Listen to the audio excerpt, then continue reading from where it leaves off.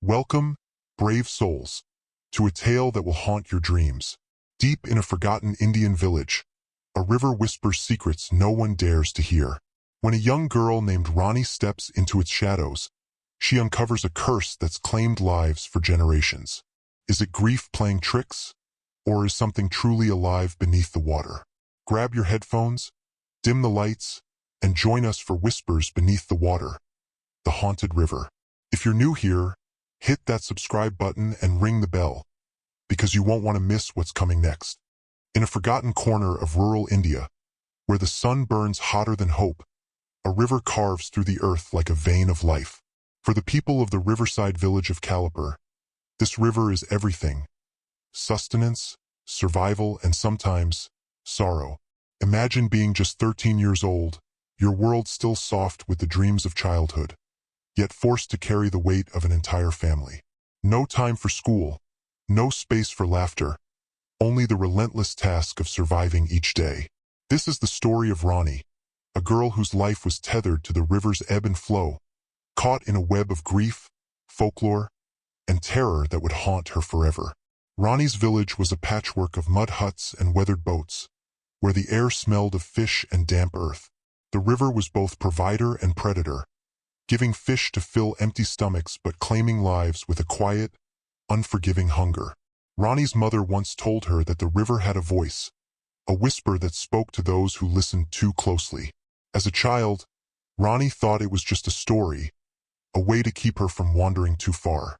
But as she grew, she began to wonder if the river's whispers were real.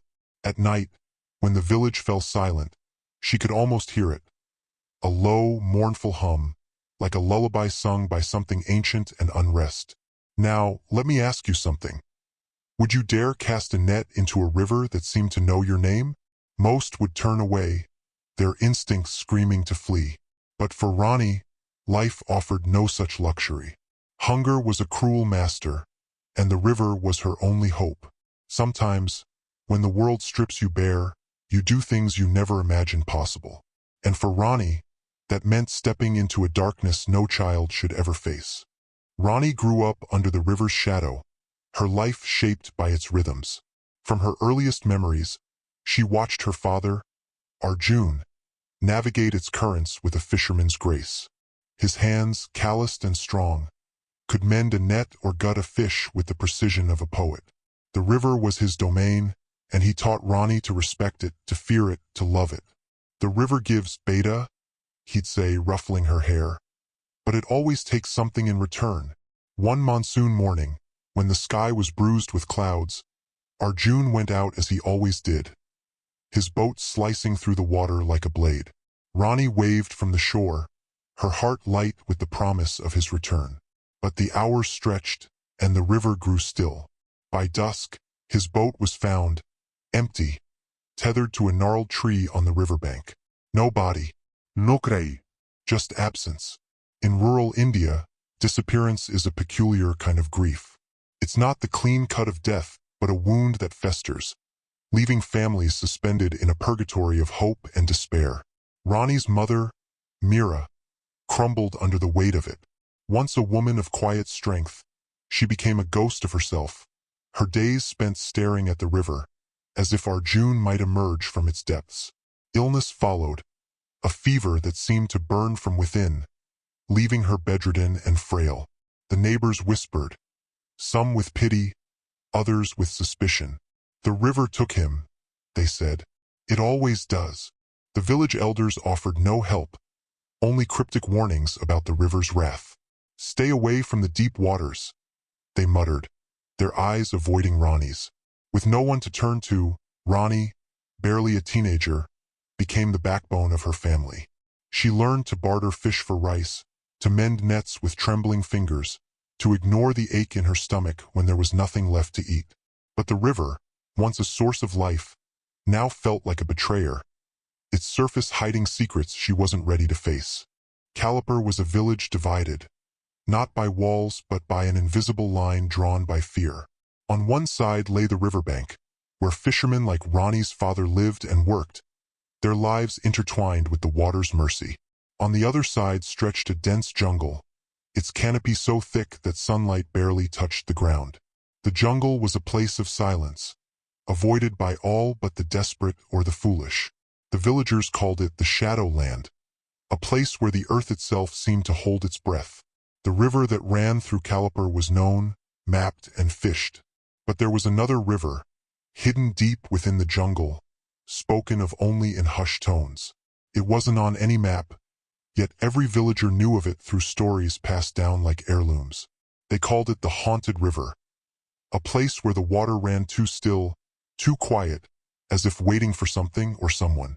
Every few years, someone would vanish in those woods. A boy chasing a stray goat, a herder seeking lost cattle, a woodcutter who strayed too far. The village would mourn, but no one would search. They went to the haunted river. The elders would say, their voices heavy with resignation, "There's no coming back from there." These stories weren't just tales to scare children. They were warnings etched into the village's collective memory. Rani had grown up hearing them, her grandfather's voice low and gravelly as he spoke of the river's curse. "It's not the water that takes you," he'd say, his eyes distant. "It's what lives beneath it." As a child, Rani laughed off his words, but now, with her father gone, they clung to her like damp cloth, heavy and unshakable. The main river, once a shared lifeline, had become a battleground. Aggressive fishermen from neighboring villages claimed the best spots, their boats crowding out Caliper's smaller vessels. Rani tried to fish there, but her nets came up empty, torn, or stolen. With her mother's health fading and no money for medicine, desperation clawed at her. She remembered her grandfather's stories of the second river, the one hidden in the jungle. It was a place no one fished anymore, abandoned for reasons no one spoke aloud. But for Rani, it was her last hope. She packed a net, a small basket of bait, and a faded photo of her father, tucking it into her pocket like a talisman. The jungle loomed before her, its entrance a tangle of vines and shadows. The air was thick, heavy with the scent of moss and decay. As she stepped inside, the world changed. The chatter of the village faded, replaced by the hum of insects and the distant screams of monkeys. The trees seemed to lean closer, their branches forming a cage of green and brown. Every snap of a twig, every rustle of leaves, made her heart lurch. She felt watched, not by eyes but by something older, something that didn't blink. The path was no path at all, just a faint trail worn by animals or forgotten wanderers.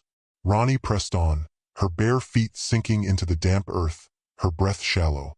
Snakes slithered in the underbrush, their scales glinting like warnings. She clutched her father's photo, whispering his name like a prayer. Hours passed, or was it minutes? Time seemed to bend in the jungle, stretching and folding in on itself. And then, through a break in the trees, she saw it, the forgotten river. It was wider than she'd imagined, its surface so still it looked like glass. No birds sang here, no fish broke the water's calm. The silence was suffocating, as if the river had swallowed sound itself. Rani's skin prickled, but she pushed the fear down. She had no choice. The river was her salvation or her doom. Rani knelt at the river's edge, her throat parched from the journey. She cupped her hands and dipped them into the water, its coldness biting her skin. As she brought the water to her lips, she froze. In the river's surface, a face stared back. Not hers, but her father's. His eyes were wide, his mouth open in a silent scream, as if trapped beneath the water's mirror. His skin was pale, almost translucent, and for a moment, she thought she saw his hand reach toward her, clawing at the surface. She gasped, stumbling back, the water spilling from her hands. The reflection vanished, replaced by her own frightened face. Her heart pounded, her mind racing. Was it the heat? The grief? She shook her head, muttering to herself that it was nothing, just a trick of the light. She forced herself to focus, to breathe. But then she saw it. A piece of red cloth floating downstream, caught on a branch. It was tattered but unmistakable. The same red cloth her father had worn around his wrist the day he disappeared. Her stomach twisted. She reached for the cloth, her fingers trembling, but it slipped free and drifted out of reach. Coincidence? She told herself, though the word felt hollow. The river seemed to pulse, its stillness giving way to a faint ripple, as if something beneath it had stirred. Rani backed away, her eyes darting to the trees, the water, the sky. She was alone, wasn't she? Rani forced herself to focus, her hands shaking as she unraveled her fishing net. She had to do this. For her mother, for herself. She cast the net into the water, its weight sinking into the depths. The moment it touched the surface, the river seemed to shudder. A tug, sharp, unnatural, yanked the net, nearly pulling Rani in. She stumbled, her feet slipping on the muddy bank, and fell into the water. The cold was a shock, stealing her breath. She couldn't swim, her arms flailing as the current dragged her under. In the murky depths, something brushed her leg, smooth, deliberate, like fingers curling around her ankle. She kicked, her lungs burning, and broke the surface, gasping. She clawed her way to the bank, coughing, her body trembling with cold and fear. As she caught her breath, she noticed her bait bag, half submerged in the shallows. It was open, its contents spilling out. Among the scraps of bait was something that didn't belong. A photograph, waterlogged and curling at the edges. It was her father, his face smiling as it had in life. But his eyes were scratched out, two jagged voids where they should have been. Rani's blood ran cold. She hadn't packed that photo. She hadn't even seen it before. Terror seized her. She scrambled to her feet, her net forgotten, and ran. But something stopped her. The net was still in the water, caught on something heavy. She couldn't leave it. It was her only tool, her only way to feed her family. With a sob, she turned back, her hands trembling as she gripped the rope and pulled. The net was heavier than it should have been, as if the river itself was fighting to keep its prize. Rani pulled with all her strength, her muscles burning, her breath coming in ragged gasps. The water churned, and then her father's body broke the surface. It was him, but not as she remembered. His skin was bloated, his clothes torn, his lower half gone, as if something had devoured it. His face was frozen in a grimace, his eyes staring blankly at the sky. Rani's scream caught in her throat, her knees buckling. And then, behind him, the water rippled, and something else rose.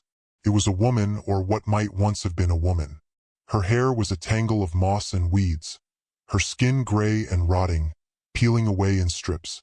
Her eyes glowed faintly, like embers in a dying fire, and her mouth stretched into a grin, revealing teeth sharp as knives. The river around her turned red, a sickly, unnatural hue, as if bleeding from some unseen wound. Rani's scream finally broke free, piercing the silence. She dropped the net and ran, her feet pounding the earth, branches tearing at her skin.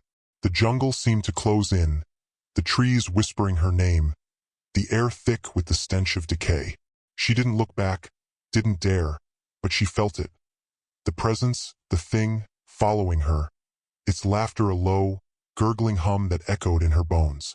Rani's story, though steeped in the supernatural, finds echoes in the real world. Grief can twist perception, conjuring visions of lost loved ones in places tied to their memory. Psychologists call these trauma-induced hallucinations, a coping mechanism for unbearable loss. But what if there's more to it? Across cultures, stories of haunted waters persist, from the Kawa-no-kami of Japanese folklore to the drowned spirits of America's crybaby bridges. In Bengal, the Jolpishak is said to mimic the voices of loved ones, luring victims to their doom. Real cases add weight to these tales. In 2018, in Maharashtra, a young girl reported seeing her brother's reflection in a well days after his drowning. She claimed he warned her of danger. Skeptics dismissed it as grief, but days later, the well collapsed in a sinkhole, killing 3 villagers who had come to draw water. In 2003, a fisherman in Odisha swore he saw his missing son in a river's reflection, beckoning him to dive in. He survived, but the boat he was in capsized and he never fished again.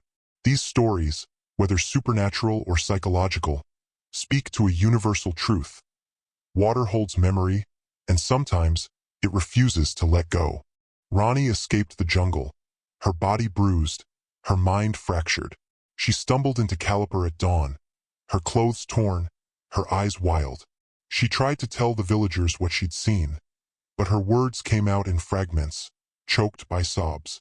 The elders shook their heads, their pity tinged with disbelief. The children laughed, calling her the River Girl, a cruel nickname that followed her like a shadow. Even her mother, too weak to rise from her bed, could offer no comfort, her eyes clouded with her own grief. Rani never returned to the jungle or the river.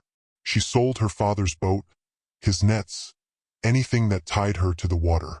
Now she sells vegetables on a roadside cart, her hands stained with dirt instead of fish scales. She speaks little, her once bright eyes dulled by memory. At night, she dreams of the river, its surface rippling with her father's face, its whispers calling her name.